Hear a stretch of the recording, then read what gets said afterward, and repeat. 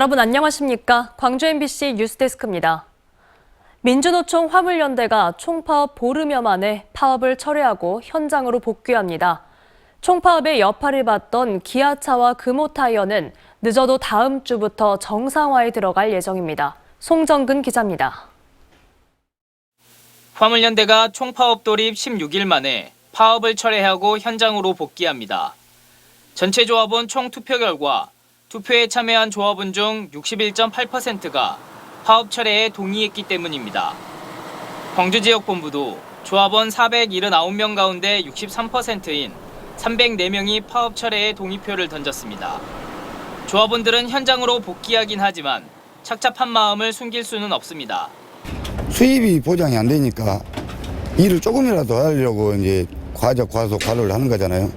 그런 상태가 되면 아까도 말씀드린 것처럼 국민의 생명과 도로의 안전이 담보될 수 없는 그런 암울한 현실로 가는 거죠.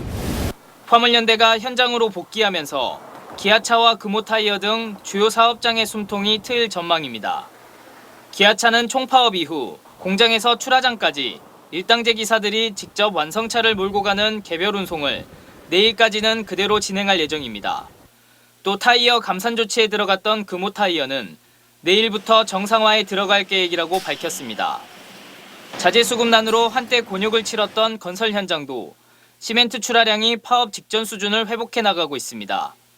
전남 지역 시멘트 제조시설 5곳은 하루에만 시멘트 2만 3천여 톤을 생산 출하하면서 파업 직전의 88% 수준까지 회복했고 광주 지역도 80%대에 근접하고 있습니다. 이에 따라 도시철도 2호선 등 주요 광급공사와 민간 대형 건설 현장 10여 곳이 타설 공정을 재개하고 있고 전남 내 공사장도 정상화 수순을 밟고 있습니다. 정부 여당은 안전운임제 3년 연장을 제안했지만 화물연대가 총파업에 들어갔기 때문에 제안이 무효화됐다고 여전히 강경한 입장을 취하고 있는 가운데 민주당은 안전운임제 일몰기한을 3년 연장하는 내용의 법 개정안을 국회 국토교통위에서 단독으로 처리했습니다. 정부가 합의를 지키지 않고 대화도 하지 않으면서 화물 노동자들의 일방적 희생만 강요해서는 문제를 해결할 수 없습니다. 화물연대의 총파업 철회로 주요 사업장이 정상화 수순을 밟고 있지만 화물 노동자들의 눈물은 멈추지 않고 있습니다. MBC 뉴스 송정근입니다. 광주 남구에 특별한 경로당이 생겼습니다. 바로 남구의회 전직 구의원들만 이용할 수 있는 전용 경로당인데요. 일반 시민들은 이용할 수 없어 특혜 아니냐는 비판이 나오지만 1억 원 가까운 세금을 지원한 남구도 또 이 경로당을 이용하는 전직 구의원들도 뭐가 문제냐는 반응입니다. 임지은 기자가 취재했습니다. 광주 남구 진월동의 한 상가 사무실. 안으로 들어가니 축하 화환이 빼곡합니다. 회의용 테이블과 사무용 의자, 소파가 설치돼 있는 이곳은 경로당입니다. 그런데 이 경로당은 다른 곳과 다른 특징이 하나 있습니다. 이곳 상가 2층에 마련된 경로당은 전직 남구의원 28명만 이용할 수 있는 시설입니다. 전현직 남구의원들의 친목 모임인 남구의정회가 전직 의원들을 위한 전용 경로당을 만들어달라고 요구했고 남구가 이를 받아들인 겁니다. 이번 주 문을 연 이 경로당을 위해 1억 원 가까운 세금이 들었습니다. 사무실을 빌리는 데 5천만 원, 내부를 꾸미고 물품을 사는 데는 3,700여만 원에 앞으로 사무실 계약 기간 5년 동안 매달 105만 원씩의 운영비도 지원됩니다. 시민들은 재임 기간에도 의원님으로 대접을 받아놓고선 퇴직을 해서도 특혜를 받는 것 아니냐며 혈세 낭비라고 비판합니다. 시민 혈세가 들어왔는데 그렇게 운영하면 아주 잘못됐다고 생각합니다. 남구 의정회와 광주 남구는 문제될 게 없다는 입장입니다. 노인복지법에 20명 이상 노인이 여가를 위해 특별 경로당 설치를 요구하면 지자체가 판단해 예산을 줄 수 있도록 한 데 따른 적법한 예산 집행이라는 겁니다. 다른 노인들은 허가 자체가 틀리기 때문에 안 된다 그 말이야. 우리끼리만 남구 65세 이상 우리끼리만 쓰는 걸로 지금 알고 있지. 다른 노인들도 20명 이상이 모여 우리만을 위한 경로당을 만들어달라고 신청하면 지원해주는 것이냐고 묻자 신중한 답변이 돌아옵니다. 그거는 한번 검토를 해야 되는데 거기서 지속적으로 이제 요구를 했을 때 남구 의정회가 경로당을 만들어달라고 한 건 지난 10월 불과 한 달여 만에 일사천리로 만들어졌습니다. MBC 뉴스 임지은입니다. 90년 가까이 우리 산업화의 최일선을 담당했던 화순 탄광이 내년이면 문을 닫을 처지에 놓였습니다. 채산성 악화와 더불어 탄광 구조 조정과도 같은 정부의 석탄 합리화 정책의 영향인데요. 지역 경제 타격을 막기 위한 대체 산업 육성은 아직 갈 길이 먼 상황입니다. 한신구 기자의 보도입니다. 지하 600m 어둠컴컴한 막장. 광부들이 안전모 등불에 의지한 채 희뿌연 탄가루를 마시며 채탄 작업에 한창입니다. 1935년 채탄이 시작된 이후에 한때 산업화의 1등 공신으로 대접받기도 했지만 채산성 악화에 따른 적자 누적으로 지난해 채탄량은 7만 5천 톤. 1980년대 후반에 10분의 1 정도로 줄었고 그 사이 1,600명이 넘었던 광부도 지금은 270명 정도로 줄어들었습니다. 더욱이 정부의 석탄 합리화 정책과 탄소 중립 방안의 하나로 내년 말이면 역사의 뒤안길로 사라지게 됩니다. 막장에서 하루하루 고된 노동을 했던 광부들은 생계가 걱정이고 폐광에 따른 지역 경제 걱정도 커지고 있습니다. 젊은 친구들은 직장을 잃게 되고 또 저희들도 가정의 가장 노릇을 못하게 되지 않습니까? 그래서 한평생을 몸바쳐서 일한 직장이 화순군은 한 해 400억 원이 넘는 지역 경제 피해가 오래된다면서 영화 세트장과 산업박물관, 골프장 조성 등 체험형 관광단지 조성을 통한 대체 산업 육성에 골몰하고 있습니다. 그렇지만 70만 평에 이르는 부지 매입 비용 등 정부의 지원이 절실한 상황이지만 내년 예산안에는 반영이 되지 못했습니다. 땅을 사야 되잖아요. 그 정부에서 그 예산을 우리한테 지원해 달라는 거죠. 산자부안은 80%인데 우리는 100%를 강력히 요구를 하고 있고 특히 광부들은 5, 60대 이상이 대부분이어서 자연퇴직자를 제외하고는 직업적 특성에 맞는 고용승계 대책도 필요한 것으로 지적되고 있습니다.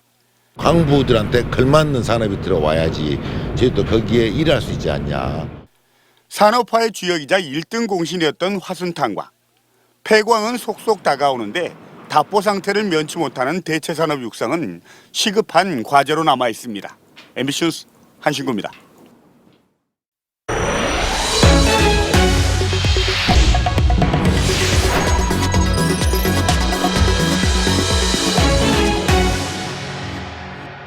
공극 140개가 발견돼 지난 2017년부터 멈춰섰던 한빛원전 4호기의 재가동이 승인됐습니다.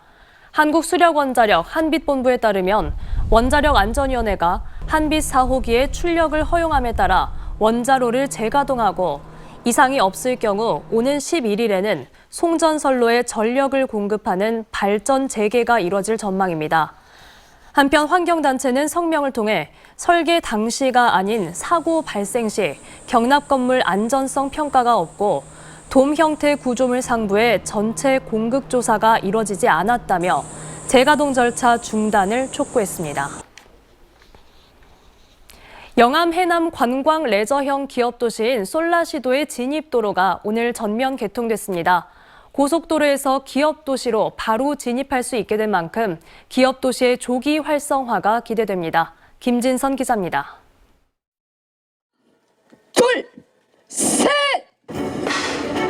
드디어 영암 해남 관광 레저 영암 해남 기업도시로 바로 향하는 진입도로가 개통됐습니다.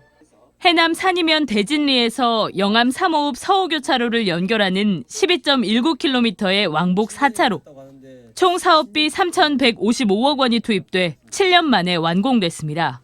오늘 비는 조금 오지만 이런 기쁜 날, 이런 개통식을 갖게 돼서 정말 고맙고 감사하게 생각하면서 다시 한번 진심으로 축하드립니다.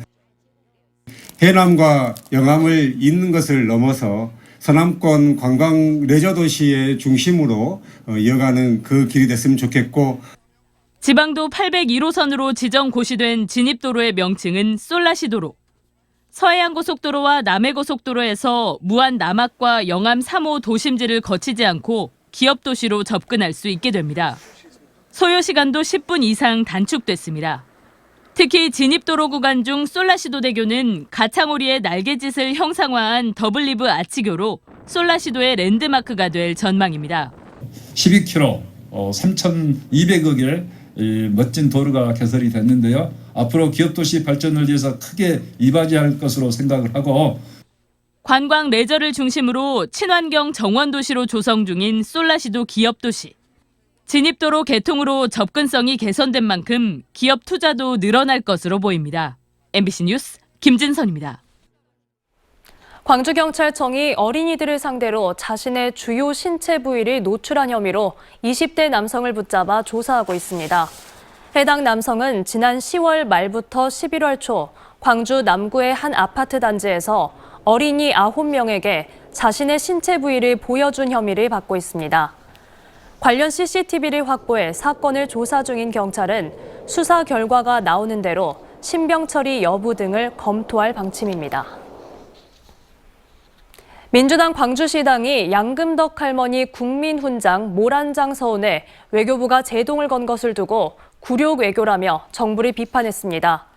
민주당 광주시당은 성명을 통해 외교부가 부처 협의가 필요하다는 이유로 양금덕 할머니의 인권상 훈장 수운에 개입한 것은 납득할 수 없는 이유라며 정부가 일본이 아닌 국민의 눈치를 봐야 한다고 비판했습니다.